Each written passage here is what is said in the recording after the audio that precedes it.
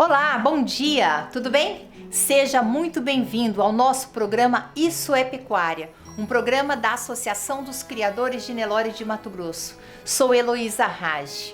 Acompanhe o que nós preparamos para o programa de hoje. Visitamos Nova Mutum, fomos à Fazenda Jacamim, onde participamos de um dia de campo repleto de informações e muita tecnologia da pecuária. Ficamos também para o tradicional leilão da Fazenda Jacamim, uma referência para a pecuária brasileira. Melhoramento genético.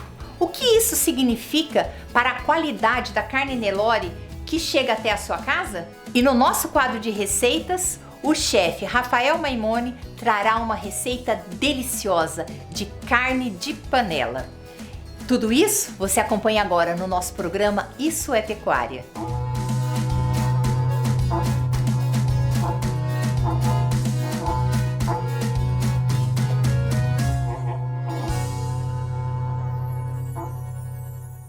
Para dar início ao nosso programa, vamos entender como o melhoramento genético bovino influencia na qualidade da carne que consumimos no nosso dia a dia.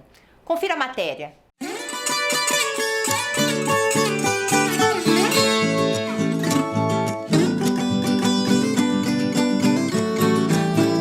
Estamos em Nova Mutum, na Fazenda Jacamim, acompanhando um dia de campo e também um leilão que é realizado aqui na fazenda. A partir de agora, vamos conhecer um pouco mais sobre o melhoramento genético e, além disso, como que está sendo o evento.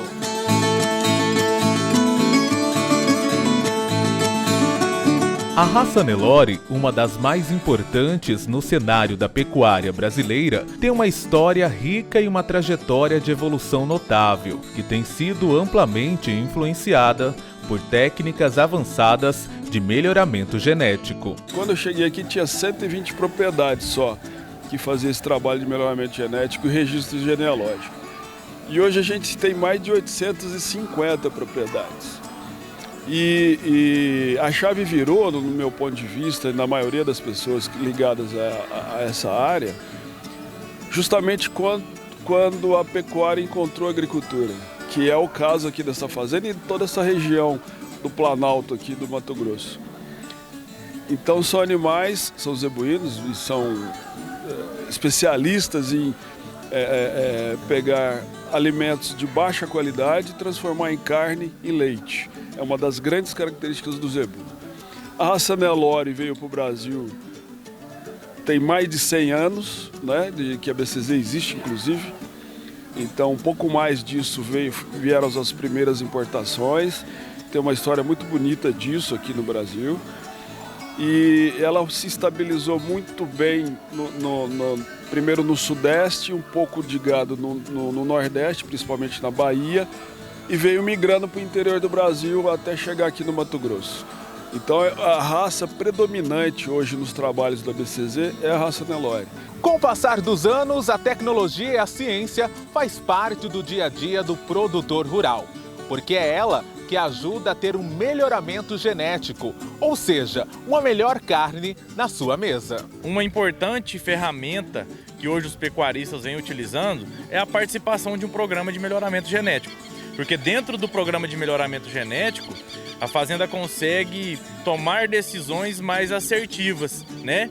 E com essas decisões mais assertivas, eu digo em cima das características do melhoramento genético, de desempenho, crescimento, as características reprodutivas, né? E tudo aquilo que vem contribuindo também indiretamente e diretamente com a raça. Então, o Nelore, a gente vê hoje um Nelore moderno, né? Com uma carcaça mais desenhada, com um volume de posterior que agrada mais.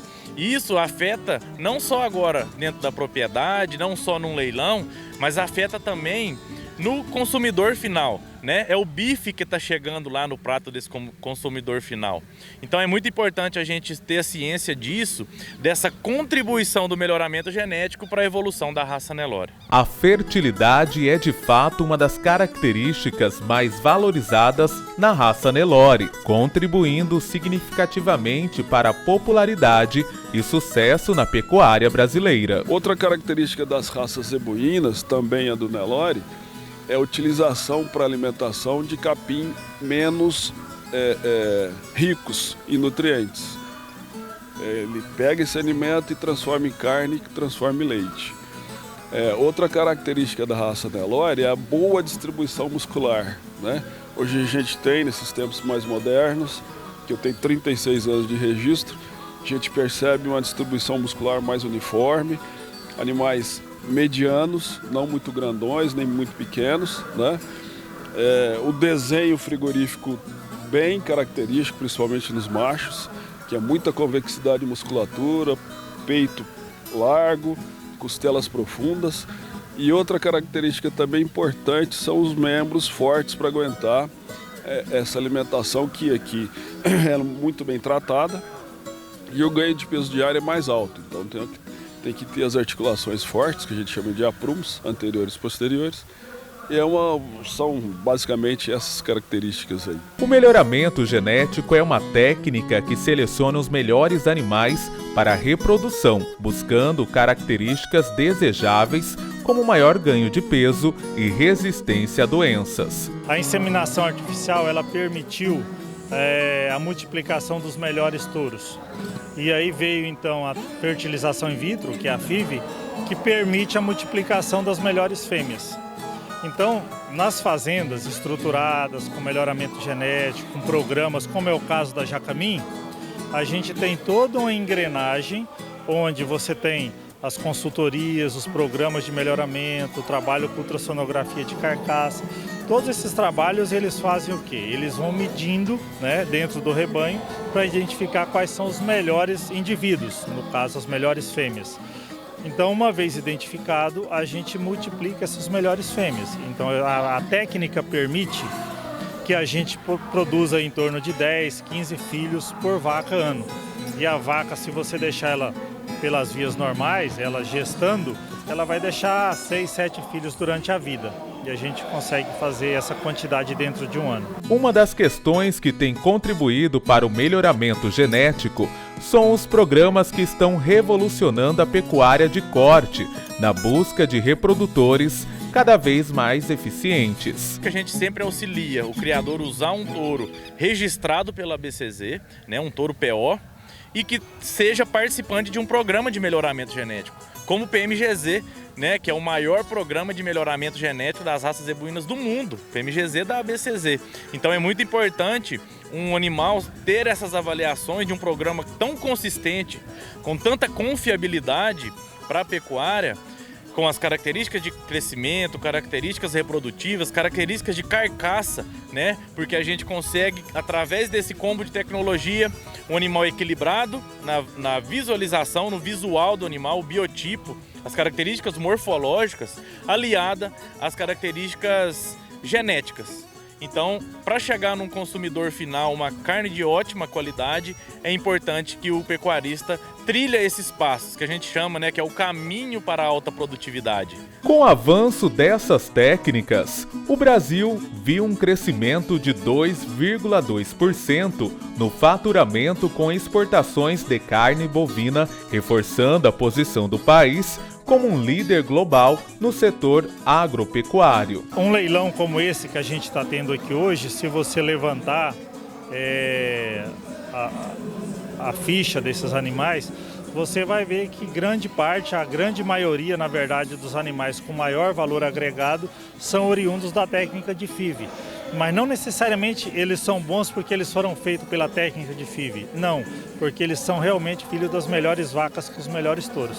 É aí que aparece o ganho genético e a vantagem de utilizar a técnica dentro da propriedade. Podemos colocar então que a genética ajuda aí, principalmente para dona de casa, produtor rural que está nos assistindo neste momento, num melhor sabor, uma melhor suculência, uma melhor carne?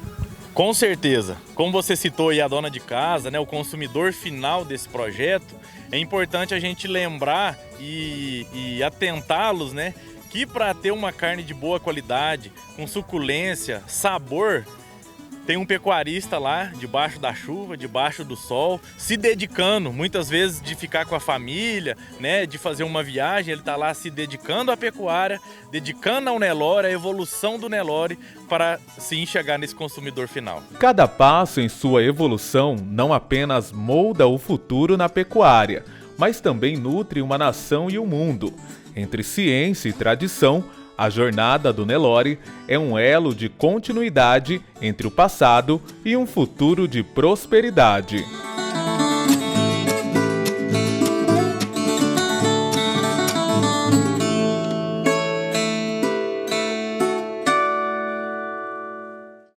Você viu quanta ciência aplicada na criação de gado?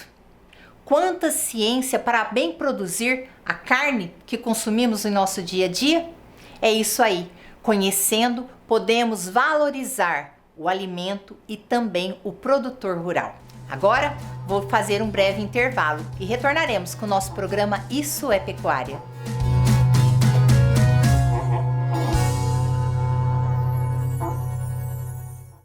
Leva um bom tempo para um pasto se formar, para um boi se tornar uma boiada e só então se transformar em alimento na mesa. Nada acontece da noite para o dia. Tudo exige esforço, dedicação e o trabalho de muita gente.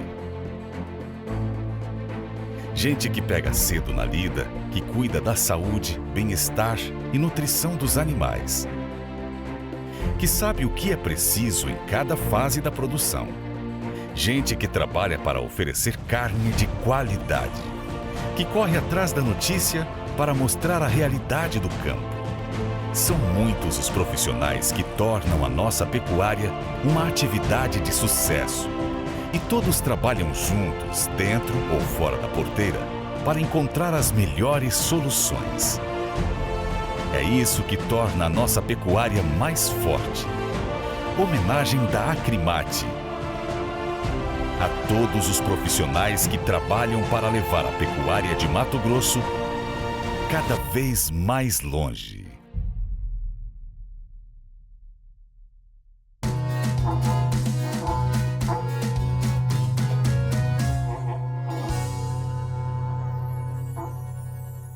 Voltamos do nosso intervalo, rapidinho, né? Na sequência, você vai ver como foi esse evento lá em Nova Mutum, na Fazenda Jacamim. Acompanhe!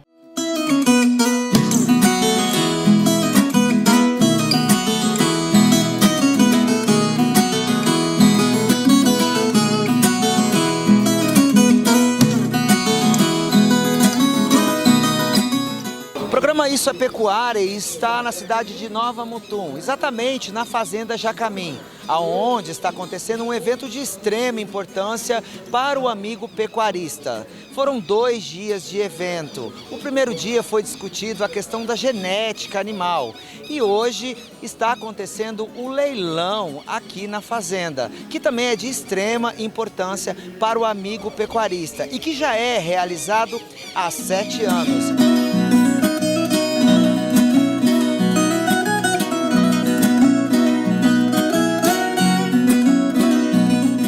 A pecuária atual ela vem evoluindo muito, né? Muito porque vem os sucessores das famílias, são pessoal que já tem informação já de universitária, informação que vem de pesquisas, né? De grandes institutos. Então vem aplicando essas tecnologias dentro da fazenda.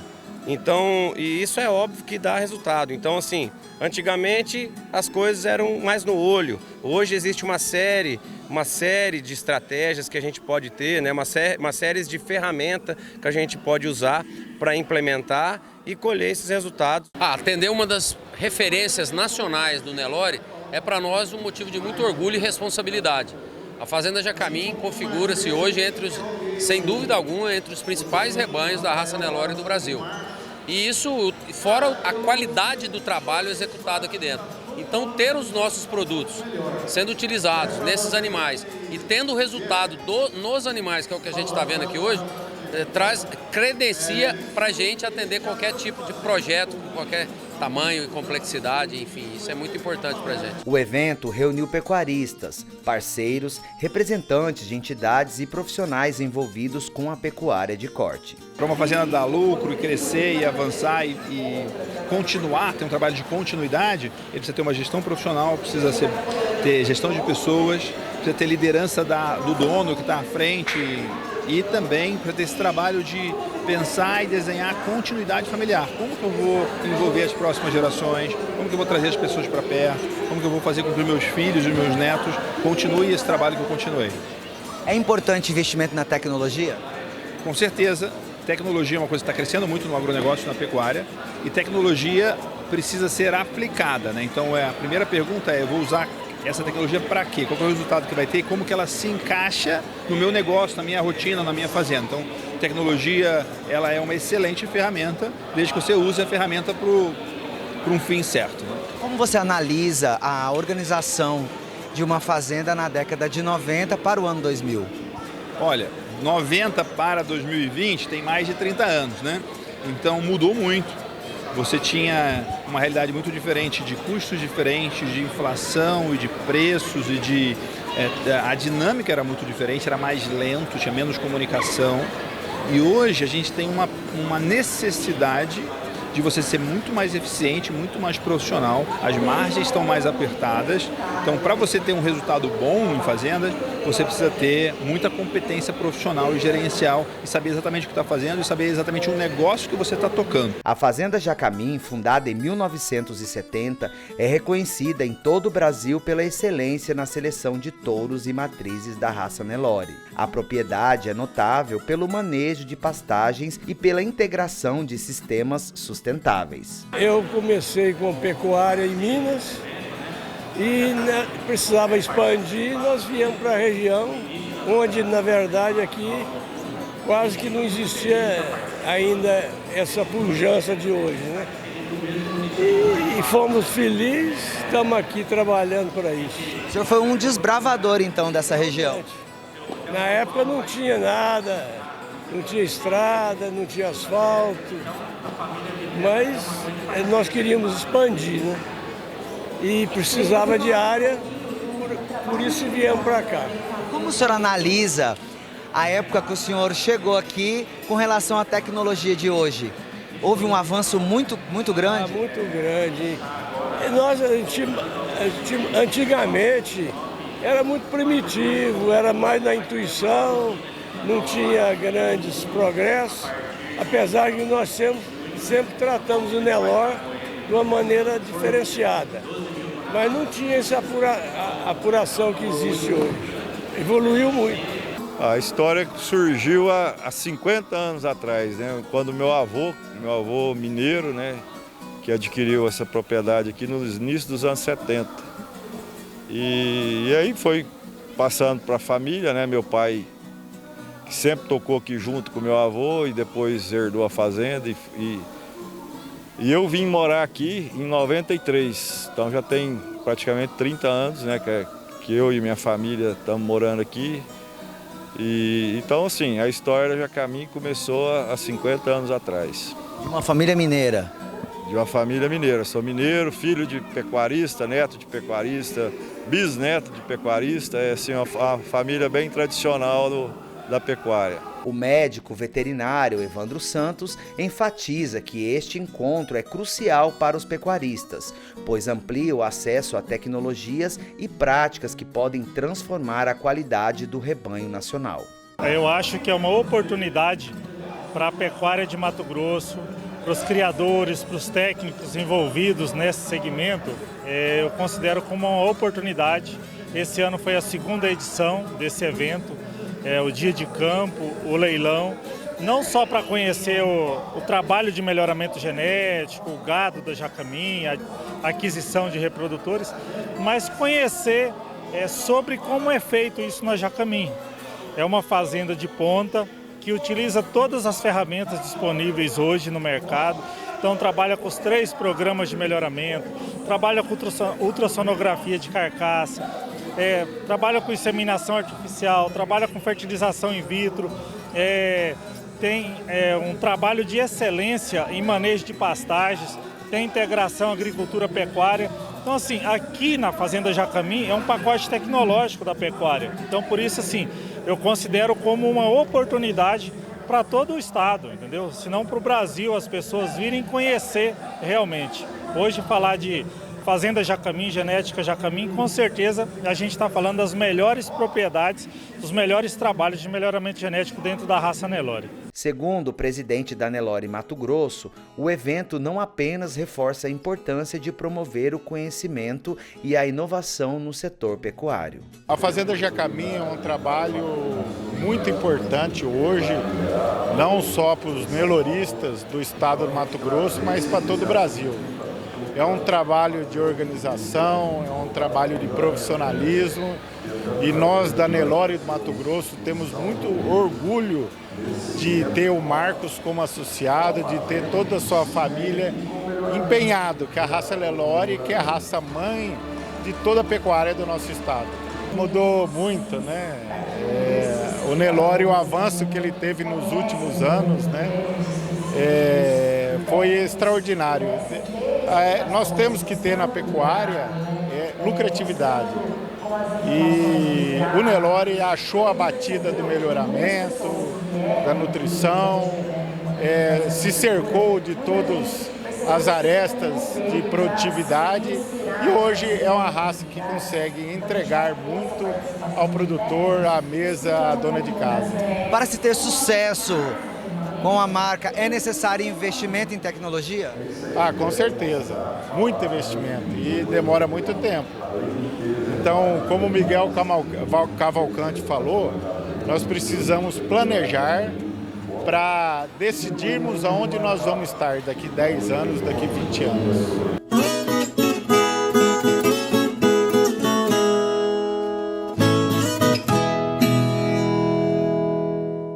Quero parabenizar a toda a equipe da Fazenda Jacamim. Foi um belíssimo dia de campo e também leilão.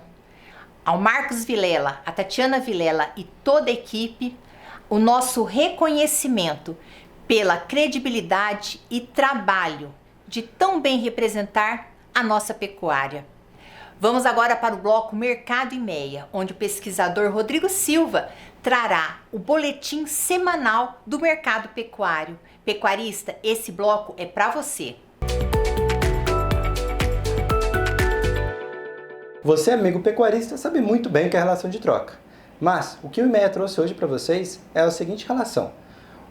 Com a venda de um boi gordo, hoje aqui no Mato Grosso, a gente consegue comprar 2,1 bezerros de ano. O que isso indica? Bem, para esse primeiro trimestre de 2024, quando a gente compara com todos os outros trimestres dos últimos 10 anos, a gente tem a melhor relação de troca.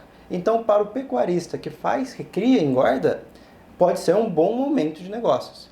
Mas é claro, a arroba do boi gordo, que dita, hoje está aqui em R$209, a arroba, ela ainda não está tão atrativa. Mas essa relação de troca pode ter bons olhos para alguns pecuaristas. Quando a gente olha nos comparativos anuais, nesse primeiro trimestre, a arroba do boi gordo ela caiu mais de 15%, enquanto a do bezerro ela caiu mais de 20%, indicando que essa melhora na relação de troca. Bem, para o segundo trimestre, o que a gente espera? A gente viu agora a estação de monta chegando ao fim, a gente deve ter uma redução no abate de fêmeas, mas com ajuste nas taxas de lotação comum agora no meio do ano, por conta da dificuldade de manter essa boiada no pasto, isso pode dificultar para grandes ganhos na arroba do boi gordo agora no segundo trimestre. Porém, se as chuvas ajudarem, o pecuarista conseguindo segurar aí o boi no pasto, diminuindo um pouco essa oferta dos frigoríficos, a gente pode ver não só os preços de lado, como a gente tem visto, como também até algumas altas pontuais. Então, para o segundo semestre, aí sim, a gente pode ver ganhos um pouco mais interessantes na arroba do boi gordo. Muito obrigado, tenha uma ótima semana e encontro você no próximo programa. Vocês conferiram, né? A informação faz toda a diferença para a tomada de decisão. Obrigada, Rodrigo. Obrigada, IMEA, pelo conhecimento e análises que o IMEA está nos dando toda semana. Agora você vai conferir um bate-papo que eu tive com o Ricardo Abreu. Ele é gerente de fomento dos programas de melhoramento das raças zebuínas na ABCZ. Acompanhe. Olá, Heloísa, muito obrigado aí pelo convite. Uma satisfação muito grande de podermos estar aí juntos com vocês, falando, né, para as pessoas, para os criadores. É uma honra para nós estarmos fazendo esse bate-papo, porque é o poder da informação, né? E para a gente aqui é uma grande satisfação. Então eu vou trazer também aqui para os nossos ouvintes as principais raças zebuínas que nós temos aqui no Brasil. Nelore, com Nelore Most, o Nelore Pintado, o Tabapuã, o Brahman, o Indo-Brasil, o Guzerá, o Gir Leiteiro e outras. O Cindy. O Cindy, perfeito, né? O Cindy que ainda tem dupla aptidão, né? Que lá no sertão, então, a parte da produção leiteira é fundamental no semiárido brasileiro. Foi onde a raça provou o seu grande valor genético. Mas só que foi a partir de 1968, com o controle do desenvolvimento ponderal, já vendo quem melhor, o indivíduo que mais ganha peso, ou a fêmea, que foi um pouquinho mais para frente, parece que foi em 69, que começou o controle do leite, controle leiteiro nisso daí. E aí foi evoluindo esses critérios de seleção dentro da BCZ, passado para o criador. Veio também em 1970 e poucos as provas de ganho de peso, que hoje o criador pode fazer dentro do seu rebanho, tudo acompanhado e chancelado pela BCZ, para aqueles números de desempenho serem oficializados e reconhecidos como provas de ganho de peso. Hoje, como a Nelore de vez em quando faz aqui, chama vários criadores com uma idade, todo com protocolo, a mesma idade, o mesmo manejo, e ali você consegue avaliar o rebanho, o indivíduo, para terem animais melhoradores. E em 1992, que a partir desse banco de dados extremamente robusto, que foi o programa, o estabelecimento do programa do PMGZ. É isso, e dá continuidade para depois disso daí o que melhorou, como é que foi esse fomento, a parceria com a Embrapa e os números atuais que nós temos do PMGZ. Muito bom esse retrospecto, parabéns, Heloísa, é isso mesmo, eu vou falando aqui, mas é muita informação, de alguma coisa importante que você acredita que é bom eu ressaltar, por favor, pode ficar à vontade para interromper, mas é isto mesmo, o melhoramento genético, ele provém da informação. É claro, para a gente rodar as avaliações genéticas hoje, que os criadores, todos eles conhecem, né, as DEPs, que são as diferenças esperadas na progênie, que é uma predição do valor genético do indivíduo, seja um touro, uma matriz, um produto, um bezerro, uma novilha. Que essa predição é assim, o que é possível, o que ele tem de genética para passar para o filho de coisa boa. Exatamente, para as características que a gente mede, que obviamente são as características econômicas. Então, mas antes disso, as DEPs só vieram, graças ao Henderson lá, né, um pouco de história de 68, 72, mas com o advento da tecnologia da informação, quando eu digo de software mesmo. Imagina hoje tanto de informação que nós temos, e é recente de você ter a disponibilidade da tecnologia, né, dos computadores com processamento, para que eles pudessem rodar essas inúmeras informações. Então, o grande salto foi a partir da década de 90. Né? Para você ter uma ideia, eu entrei na USP lá, você comentou, em 94, o primeiro computador que eu vi era um XP, era uma coisa tudo junta, um verde, e foi, para mim, chamava atenção. Estou lembrando que eu mandei uma mensagem para um colega da USP em São Paulo sobre uma referência bibliográfica, eu mandei uma mensagem, mandei por escrito às 10 horas da manhã. Ele respondeu, só que só chegou às 16 horas.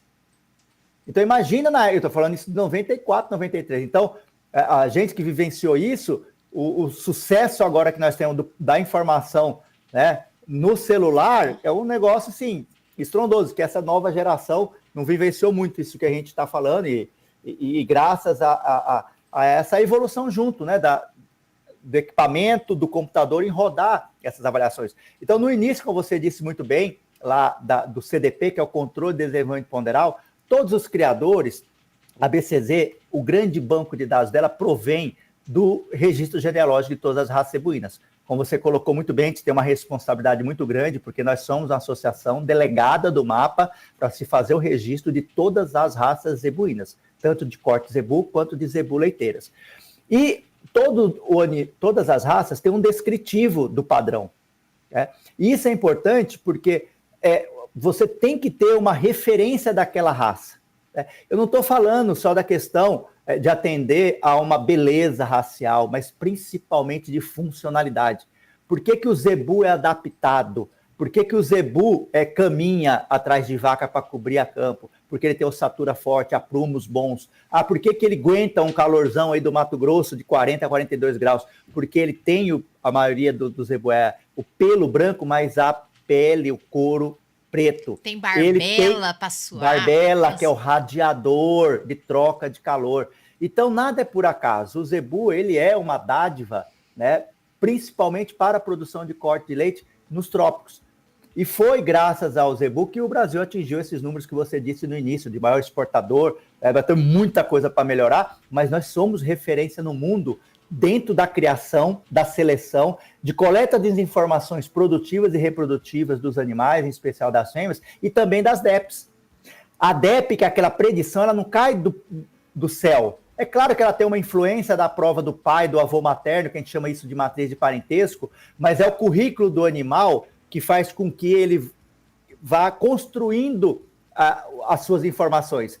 E quando você vai começar a criar aqui, a BCZ foi fundada, né, com delineamento do padrão racial, todos os criadores se uniram em cima de buscar aqueles animais, né, para ter uma raça com um padrão que foi feito, e junto a isso, com o poder do olho e as métricas, né, métricas de balança, métricas de mensurar quilos de leite, métricas de mensurar comprimento corporal, métricas de mensurar altura, caixa, estrutura, tudo aquilo foi válido e foi formando um banco de dados. Mas isso na mão, né? Quando mais depois que teve uma calculadora, mas tudo em cálculo na mão. Imagina quanto tempo que isso não se levou. Então, foi se formando esse banco de dados. E a BCZ tem essa cultura muito grande, né? Nós temos aqui o Museu do Zebu, que mostra todos esses equipamentos da época, e você fala coisa de 50, 60 anos, mas como é que era possível esse pessoal fazer isso? E foi possível. E foi graças a esse junção de boas informações econômicas que foi desenvolvendo, né, alguns protocolos para que todos os criadores pudessem levar esse melhoramento de mensuração para suas fazendas, independentemente do estado. Então, o criador que faz um controle de desenvolvimento ponderal, né, nas idades padrão, né, para ficar claro aí para o nosso telespectador, na desmama, então dentro das raças de corte, é importante que o animal nasce fácil, então peso de nascimento baixo, mas que ele cresça depois. Então, muitíssimo obrigado pela sua presença, pelas suas informações, e vamos sim, nós vamos remarcar um próximo programa, com certeza, principalmente próximo ali da Expogenética, tá bom? Com certeza. Heloísa, obrigado, parabéns mais uma vez pela iniciativa, para toda a Associação dos Criadores Nelore de Mato Grosso, parabéns para você pela essa ótima condução, e me sinto aí realmente muito lisonjeado em poder estar contribuindo, e um forte abraço aí, né, fraterno aos nossos telespectadores. Até a próxima. Agora eu vou chamar o intervalo, mas você não pode sair daí. Por quê? Porque no próximo bloco nós traremos a receita dessa semana.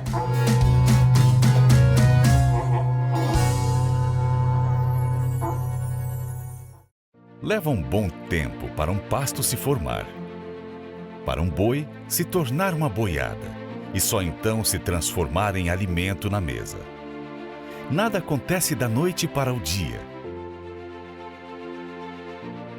Tudo exige esforço, dedicação e o trabalho de muita gente. Gente que pega cedo na lida, que cuida da saúde, bem-estar e nutrição dos animais. Que sabe o que é preciso em cada fase da produção. Gente que trabalha para oferecer carne de qualidade. Que corre atrás da notícia para mostrar a realidade do campo. São muitos os profissionais que tornam a nossa pecuária uma atividade de sucesso. E todos trabalham juntos, dentro ou fora da porteira, para encontrar as melhores soluções. É isso que torna a nossa pecuária mais forte. Homenagem da Acrimate. A todos os profissionais que trabalham para levar a pecuária de Mato Grosso cada vez mais longe.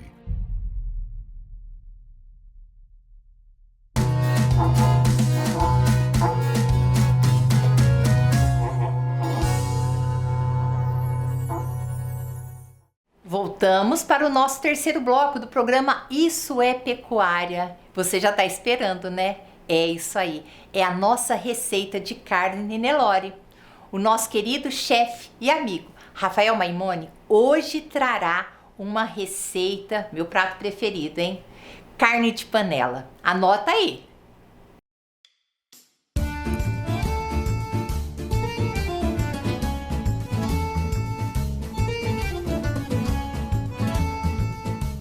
Olá, Heloísa, bom dia para vocês que nos assistem aqui no nosso quadro de Receitas Nelore. Eu sou o chefe Rafael Maimone e hoje eu vou apresentar para vocês a carne de músculo do Nelore. Tá? A gente vai fazer uma receita bem tranquila, simples de preparar e vamos desmistificar um pouquinho de preparos com a carne e com a cocção dessa carne. A carne de músculo, o que é o importante da carne do músculo? A gente tem uma cocção um pouco mais lenta. Tem gente que gosta muito de usar a panela de pressão. Tem gente que não usa a panela de pressão. Qual que é a diferença da panela de pressão ou não? A panela de pressão, ela vai deixar a carne mais macia rapidamente. Ela quebra bem as fibras e deixa a carne bem macia. Fora da da panela de pressão, o que acontece? A gente vai preparar ela com um fogo um pouco mais lento e aí dentro dessa cocção um pouco mais longa, a gente vai estar liberando uma coisa chamada colágeno. Então, quando a gente começa e utiliza a cocção um pouco mais longa, o tempo de fogo um pouco mais longo, a gente tem um colágeno do meio da carne para liberar. Então, quanto mais tempo a gente deixa ela no fogo, mais esse colágeno vai liberando durante a cocção do prato, tá? Então, a gente vai optar pela cocção longa para a liberação desse colágeno. Ele vai dar duas coisas pra gente, sabor e vai dar consistência no nosso molho, tá? Para acompanhar a nossa carne, aliás, para cozinhar a nossa carne junto, nós vamos fazer o quê? Nós vamos preparar um molho de tomate. Rapidinho, você vai ver que é simples pra caramba. E aí a gente utiliza esse molho de tomate e põe ele junto e dando ponto junto da carne. Vamos começar. De preferência, a gente pode colocar a carne para marinar um pouquinho mais tempo no vinho. A gente pega um pouco de vinho tinto seco, coloca na carne com sal, põe um pouquinho de cebola, um pouquinho de alho e deixa ela marinando, tá? Pode deixar ela em torno de 2 horas, 2 horas e meia marinando nesse vinho tinto. Depois a gente vai direto para a panela. Aqui, nosso vinho tinto e a nossa carne, tá? A gente vai colocar o vinho tinto até cobrir a carne, tá? Depois a gente trabalha a redução desse vinho e aí a gente vem com o sal.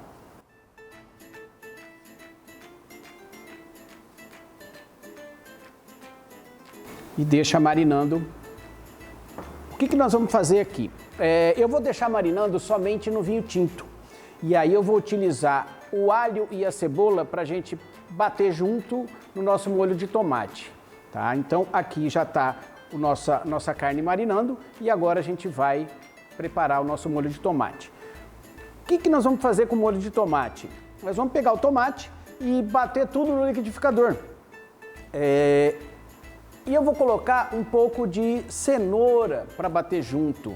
Por quê? Porque a cenoura vai ajudar na acidez do molho de tomate. Tem gente que gosta muito de colocar açúcar no molho de tomate para quebrar essa acidez. Eu prefiro utilizar a cenoura. Então a gente pega, bate a cenoura junto e aí a gente põe tudo para cozinhar junto com a nossa carne.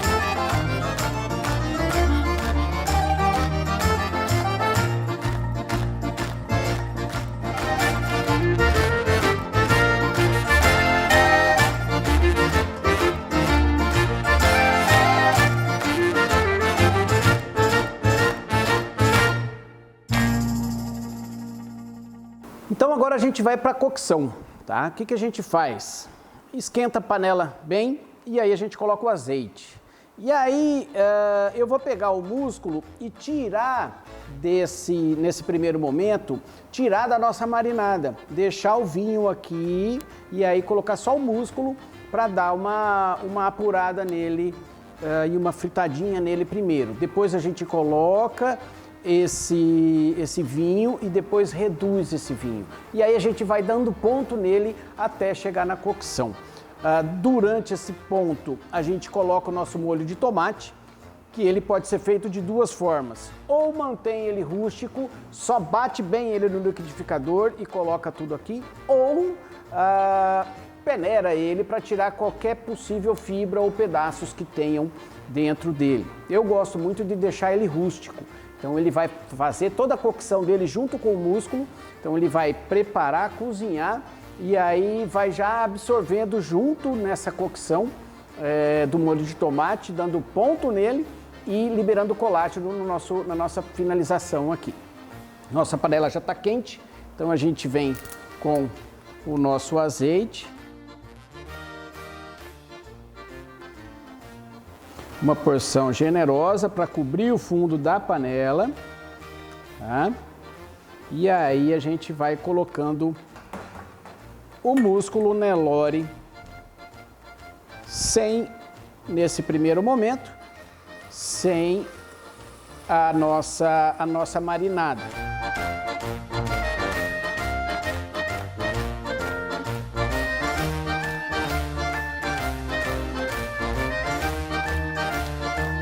Agora a gente deixa a mágica acontecer, que é o tempo de preparo do nosso prato. Ele vai reduzir esse primeiro momento, a carne libera os sucos que tem dentro dela, o líquido que tem dentro dela, e aí ela vai misturando com um pouco de marinada que a gente tem aqui no nosso preparo, e aí ele vai ao mesmo tempo liberando e cozinhando o nosso músculo aqui dentro. E a partir desse momento já começa a liberação de colágeno aqui dentro, tá?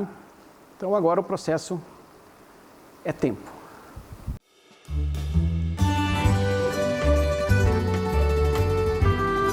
Olha aí, pessoal, a nossa segunda redução já foi feita. Olha a cor dessa carne, que sensacional. O vinho tinto dá essa característica no preparo. Então agora a gente coloca o nosso molho de tomate. E aí a gente vai para a finalização do prato, deixando o molho de tomate cozinhando e lembrando que, caso precise, a gente vai colocando um pouquinho de água durante o processo. Secou muito, coloca um pouquinho de água. Secou muito, põe um pouquinho de água até o tempo da carne ficar macia. A carne ficou macia, o prato está pronto. E para acompanhar nossa carne, nós vamos fazer o espaguete. Tá? Questão de preparo de massa. O passo a passo importante é que tenha bastante água para você cozinhar a massa. Tá? E deixar ela sempre um pouquinho firme, que a gente chama de al dente na gastronomia. Na hora em que a água estiver bem fervendo mesmo, aí a gente adiciona um pouco de sal para dar um realce no sabor da massa, e aí a gente coloca o macarrão para cozinhar aqui nessa água abundante. Tá? E lembrando sempre que a água tem que estar fervendo para a gente colocar a massa dentro dela para cozinhar.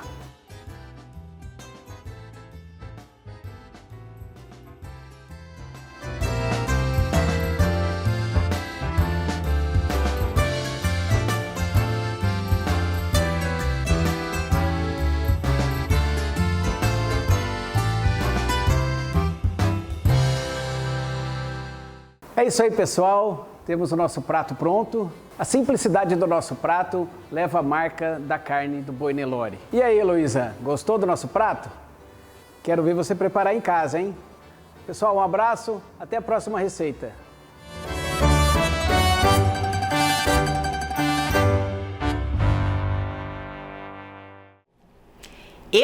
Com certeza, Rafael, porque eu já adiantei. é o meu prato preferido, carne de panela. Muito obrigada, viu? Sem saber, você acertou meu coração. Bem, estamos chegando ao final do nosso programa Isso é Pecuária. Quero agradecer você que toda semana está nos acompanhando aqui no programa Isso é Pecuária, um programa da Associação dos Criadores de Nelore do Mato Grosso. Um grande abraço e até semana que vem.